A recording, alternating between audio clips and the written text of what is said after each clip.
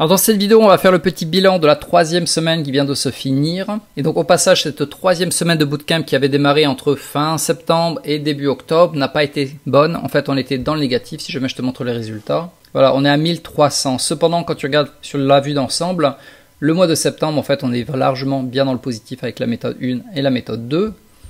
Également, la première semaine du bootcamp, on était en positif. Deuxième semaine, très très positif. Troisième semaine, négatif. Naturellement, ça, ce sont les chiffres de la version améliorée de la méthode. Peut-être qu'au moment où tu l'as tradé, les résultats n'étaient pas les mêmes. Première semaine était plus ou moins, entre guillemets, neutre. Deuxième semaine était bien positive. Cependant, la troisième semaine, effectivement, on a pris une claque de moins 1300 $. Et donc, vu qu'on a eu, en fait, tous les jours, presque, c'était perdant, perdant, perdant. Je crois qu'on a eu un trade légèrement neutre avec un petit peu de positif. Mais ça m'a permis en fait de mettre en évidence que oui, il y a moyen en fait de réduire les pertes avec un stop suiveur, c'est-à-dire que quand ça commence à remonter légèrement, déjà on peut commencer à remonter le stop loss, et si ça repart en sens inverse, au lieu de perdre full power, tu vas minimiser, on va dire amoindrir la perte. Donc avec la méthode d'ajustement, au lieu d'avoir perdu 1300 cette semaine, on serait à moins 700 $. Également, ça me fait rebondir sur le point qu'à chaque fois que tu auras une semaine entre guillemets négative, ou une succession de trades négatifs jour après jour, naturellement, tu vas commencer un peu à te poser des questions. Est-ce que ça fonctionne? Est-ce que ça va revenir sur les résultats positifs? Donc ce genre d'émotion est totalement naturel. Également, c'est dans mes recommandations ici.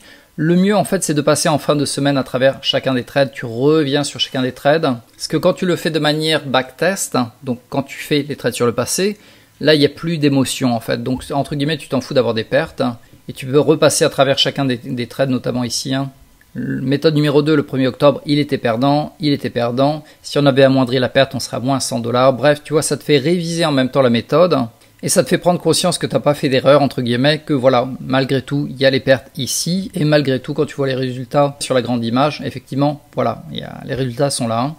Donc voilà, si je reviens sur les notes, par rapport aux nouveautés à venir, on est toujours en train de, entre guillemets, tester le gold le matin. Je ne suis pas sûr que ça va fonctionner à 100% ou que ça vaille le coup. Également, hop, si là je te le dis, le E. Mais voilà, la méthode Gold, ça serait aux alentours de 8 h du matin. Donc il faut vraiment que ça en vaille la peine et c'est ce que l'on va valider certainement d'ici 2 semaines. Le pétrole, cette semaine, je vais le valider. Pour l'instant, les résultats sont plutôt pas mal. Donc là, voilà, j'ai travaillé sur le pétrole. Il faut que j'affine un peu les résultats.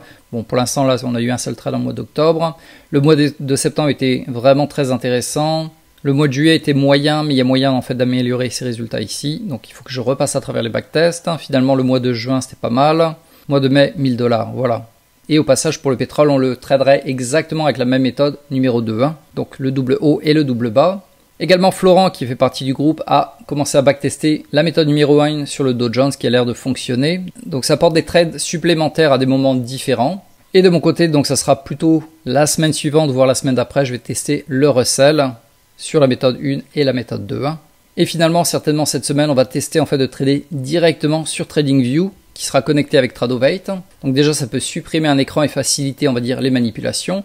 Et surtout, il y a une option qui nous permet en fait de rajouter des brackets, donc d'automatiser la stratégie avec un stop loss suiveur, le break-even et tout le tralala. Donc ça, on va le tester éventuellement cette semaine aussi. Et finalement, les recommandations, c'est que, comme je te l'avais dit précédemment, surtout en fin de semaine, c'est bien de repasser à travers tous les trades de la méthode 1, de la méthode 2. Il n'y en a pas beaucoup. En général, moi, ça me prend 30 minutes maximum pour revoir une semaine totale. Et ça te fait prendre conscience que oui, les trades que tu as pris sont exacts par rapport à la méthode, et que oui, les pertes sont là quand elles y sont, et que oui, les gains ils sont là également quand ils y sont. Donc le fait de backtester chaque semaine les méthodes te permet de te synchroniser avec la méthode, et surtout de te détacher émotionnellement des résultats. Donc repasse à travers chaque trade de la méthode 1 et 2, et comme je te l'ai dit, environ 30 minutes. Également, je te le recommande chaleureusement de lire ce bouquin qui s'appelle La psychologie de l'argent. Il y a plein de petites histoires, c'est fun à lire. C'est un peu comme les fables de La Fontaine presque, mais ça va t'apporter beaucoup de notions qui vont te permettre en fait d'enquiller les pertes quand elles arrivent et de rester stable sur le moyen long terme. Parce que vraiment, ce qui va faire la différence entre un trader perdant et un trader gagnant, c'est que le trader gagnant, il va accepter les pertes, il va accepter peut-être 2 semaines consécutives de pertes, de claques, de trades, les uns après les autres négatifs. Naturellement, ça va le faire chier, comme tout le monde, mais le gars, il va savoir que c'est une tempête, que malheureusement, ça arrive. Et qu'est-ce qui va se passer après la tempête? Le beau temps revient. Donc plutôt que d'aller chercher une nouvelle méthode ou de complètement métamorphoser la méthode, le gars, il va rester plus ou moins stoïque, il va encaisser la perte et il va continuer jusqu'à retourner sur des séries de trades gagnants.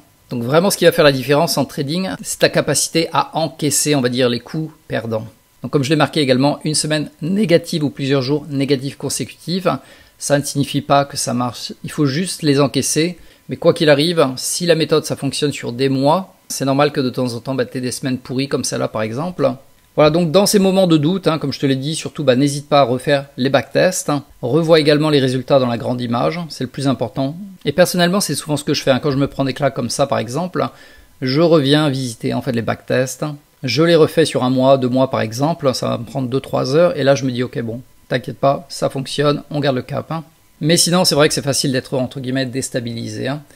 Donc voilà, comme je te l'ai dit, lis ce bouquin, ça va vraiment t'aider également à mieux comprendre, on va dire, les mécanismes du marché et la psychologie également des pertes qui en font partie.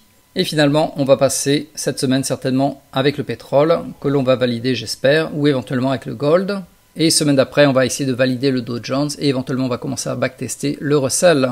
Et finalement, cerise sur le gâteau, on va peut-être éventuellement commencer directement à trader sur TradingView en utilisant une option qui te permet de faire des brackets avec, comme je te l'ai dit, stop loss suiveur, break even, take profit 1, 2, 3. Donc en gros, tu vas cliquer sur un endroit, tu vas poser ton ordre d'achat et tout le reste sera attaché. Donc bien plus facile à trader et surtout ça peut supprimer beaucoup d'erreurs manuelles. Mais c'est pas garanti encore, il faut qu'on le teste parce que c'est un outil, on l'a pas encore en main. Mais voilà à peu près ce que l'on va tester sur cette semaine.